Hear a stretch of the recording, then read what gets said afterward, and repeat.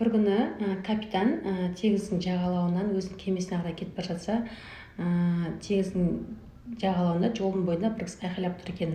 Қателігімді сатамын, қателіктерімді сатамын деп. Сонымен капитан былай қарайды да оған күледі да, оның біреудің қателігі кімге керек?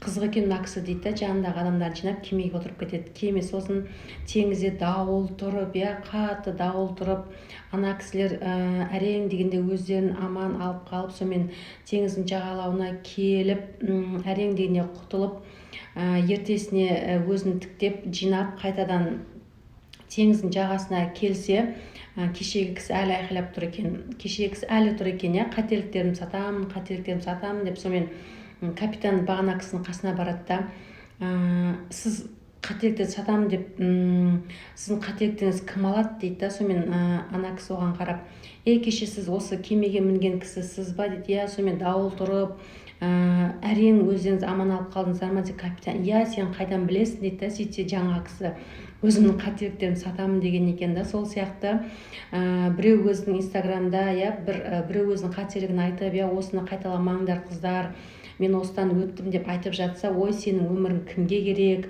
сенің бұл айтқандарың кімге керек дейсің, ақыл айта бермеші деп айтатындарға айтарым, ол адам өзінің қателігін айтып жатыр, менің қателігімді қайталамаңдар деп жатыр. Айтады ғой жаңағыдай, ақылды адам біреудің қателігінен сабақ алады дейді, ақымақ адам өзінің қателігінен сабақ алады дейді. Сол үшін біреу өзінің қателігін айтып жатса, оған кешіріммен қарап, одан сабақ алатындай болыңыздар.